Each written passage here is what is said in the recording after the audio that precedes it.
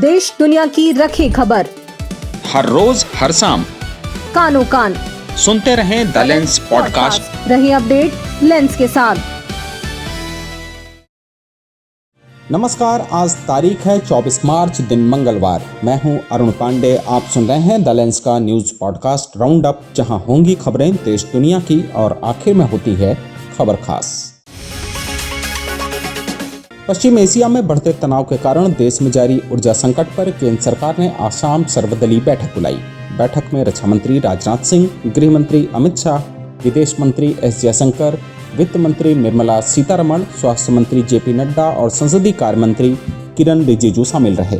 सरकार की ओर से सभी दलों को मौजूदा स्थिति की जानकारी दी गई। विपक्ष से कांग्रेस के तारिक अनवर और मुकुल वासनिक, सपा के धर्मेंद्र यादव, बीजेपी के सस्मित पात्रा सहित अन्य लोग मौजूद थे।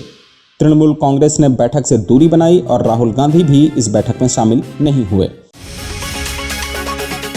गौरतलब है कि ताजा तनाव और होर्मुज मार्ग में दिक्कतों के कारण मार्च में खाड़ी देशों से सप्लाई प्रभावित हुई है। शुरुआती हफ्तों में आयात घटा और कीमतें बढ़ी।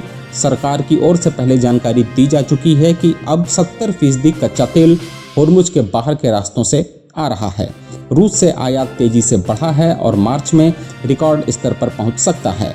अमेरिका, वेनेजुएला, ब्राजील और अफ्रीकी देशों से भी अतिरिक्त तेल लाया जा रहा है।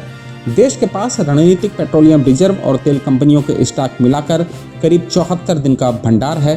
सरकार का कहना है कि तेल और ईंधन की आपूर्ति सुरक्षित है और कोई तत्काल कमी नहीं होगी। वहीं सरकार के तमाम दावों के बाद भी देश भर के अलग अलग हिस्सों में पेट्रोल पंपों पर लंबी लंबी कतारें देखने को मिल रही हैं। गुजरात, उत्तर प्रदेश, मध्य प्रदेश, बिहार में रीटेक। गुजरात, उत्तर प्रदेश, मध्य प्रदेश और बिहार में 4 पहिया और 2 पहिया वाहनों में पेट्रोल और डीजल भरवाने के लिए मारामारी की तस्वीरें सोशल मीडिया पर वायरल हो रही हैं। वहीं इसका सबसे अधिक असर ट्रांसपोर्ट पर देखा जा रहा है। माल ढुलाई प्रभावित होने से ट्रांसपोर्ट मालिक चिंता में हैं। इस बीच सरकार ने एलपीजी सिलेंडर से जुड़ी अफवाहों को गलत बताया। पेट्रोलियम मंत्रालय ने कहा कि उज्ज्वला योजना के लाभार्थियों के लिए रिफिल बुकिंग का कोई अलग नियम नहीं है। मंत्रालय के अनुसार पूरे देश में सिर्फ 2 ही समय सीमा लागू है। शहरी क्षेत्रों में 25 दिन और ग्रामीण इलाकों में 45 दिन बाद अगला सिलेंडर बुक कराया जा सकता है। इस मामले पर सोशल मीडिया में अलग अलग तरह की खबरें फैलने के बाद अफरा तफरी बढ़ गई थी। वहीं पश्चिम एशिया में जारी तनाव के बीच ईरान ने बड़ा दावा किया। ईरान का कहना है कि उसने अमेरिका के युद्धपोत यूएसएस अब्राहम लिंकन को मिसाइलों से निशाना बनाया है। ईरान के मुताबिक उसके तटीय क्रूज मिसाइलों ने समुद्र में तैनात इस जहाज को टारगेट किया। हालांकि इस हमले को लेकर अमेरिका की ओर से अभी कोई आधिकारिक पुष्टि नहीं हुई है। उधर संयुक्त राष्ट्र में इजराइल के राजदूत डैनी डैनन ने कहा है कि उनका देश अमेरिका और ईरान के बीच संभावित वार्ता में शामिल नहीं होगा। उन्होंने बताया कि अमेरिका के साथ मिलकर ईरान के सैन्य ठिकानों पर हमले जारी हैं और आगे भी जारी रहेंगे। उनका कहना है कि इन हमलों में कुछ सफलता मिली है, लेकिन लक्ष्य अभी पूरी तरह हासिल नहीं हुआ है। इजराइल ने साफ किया है कि वह ईरान को परमाणु हथियार या बैलिस्टिक मिसाइल क्षमता हासिल नहीं करने देना चाहता। इस बीच इजराइल ने आरोप लगाया कि ईरान ने हाल ही में लंबी दूरी की मिसाइल दागी, लेकिन ईरान ने इन आरोपों से इनकार किया। नाटो ने भी कहा है कि इस दावे की पुष्टि नहीं हो सकी है। उधर रूस ने यूक्रेन पर हाल के महीनों में सबसे बड़ा ड्रोन हमला किया। यूक्रेनी सेना के मुताबिक पिछले 24 घंटों में करीब 1000 ड्रोनों से हमला किया गया, जिनमें से 500 से ज़्यादा अलग अलग इलाकों में गिराए गए। इन हमलों में कम से कम 40 लोग घायल हुए हैं, जिनमें बच्चे भी शामिल हैं। जबकि विनिस्तिया और लवीव शहरों में कई लोग घायल हुए। हमलों में रिहायशी इमारतें, शहर के केंद्र और एक प्रसूति अस्पताल को नुकसान पहुंचा है। लवीव में एक ऐतिहासिक चर्च भी क्षतिग्रस्त हुआ। यूक्रेन का कहना है कि उसने बड़ी संख्या में ड्रोनों को मार गिराया, लेकिन हमले का असर कई जगहों पर देखने को मिला। वहीं रूस के कुसरक क्षेत्र में यूक्रेन के ड्रोन हमलों में एक व्यक्ति की मौत हो गई और कई लोग घायल हुए हैं। इलाहाबाद हाईकोर्ट ने स्वामी अविमुक्तेश्वरानंद सरस्वती को पॉक्सो एक्ट से जुड़े मामले में अग्रिम जमानत दे दी है। यह मामला नाबालिगों के साथ कथित यौन शोषण के आरोपों से जुड़ा है।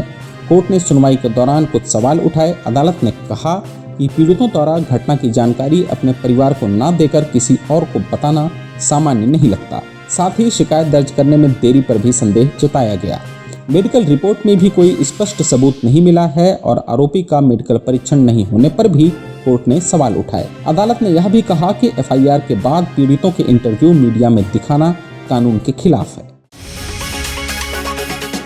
और आखिर में जरा हटके में जानिए समुद्र के नीचे से गुजरती डेटा की नस यानी इंटरनेट केबल से जुड़ी कुछ दिलचस्प जानकारियां।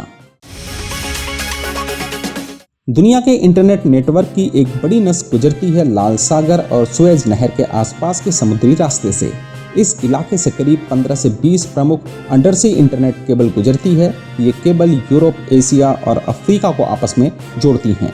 इन केबलों के जरिए इंटरनेट कनेक्शन जाता है भारत, सऊदी अरब, यूएई, मिस्र, इटली, फ्रांस, जर्मनी और पूर्वी अफ्रीका के कई देशों में। इस रूट से दुनिया के कुल इंटरनेट डेटा ट्रैफिक का लगभग 15 से 20% हिस्सा गुजरता है, यानी यह इलाका ग्लोबल इंटरनेट के लिए बेहद अहम है। अगर किसी वजह से यह केबल नेटवर्क बंद हो जाए या नुकसान हो जाए तो एशिया के कई देशों पर असर पड़ सकता है। खासतौर पर Bharat, Pakistan, Sri Lanka, Singapore, middle east के कई देश इसमें शामिल हैं, जहां इंटरनेट की स्पीड धीमी हो सकती है और कुछ सेवाएं बाधित हो सकती हैं। लेकिन एक दिलचस्प बात यह है कि बांग्लादेश पर इसका असर सबसे कम पड़ने की संभावना है। इसकी वजह यह है कि बांग्लादेश के पास इंटरनेट के लिए वैकल्पिक रास्ते हैं, जैसे दक्षिण पूर्व एशिया से आने वाली केबल और जमीन के रास्ते से भारत से कनेक्टिविटी। इसलिए अगर लाल सागर वाला रास्ता बंद भी हो जाए तो वहां इंटरनेट पूरी तरह बंद नहीं होगा। तो आज के लिए बस इतना ही। कल होगी फिर मुलाकात नई खबरों के साथ। खबरों को विस्तार से पढ़ने के लिए विजिट करिए हमारी वेबसाइट talents.in। यूट्यूब के अलावा हमारे पेज को एक्स, फेसबुक और इंस्टाग्राम पर भी फॉलो करें। शुक्रिया। देश दुनिया की रखे खबर हर रोज हर शाम कानो कान। सुनते रहें द लेंस पॉडकास्ट। रहे अपडेट लेंस के साथ।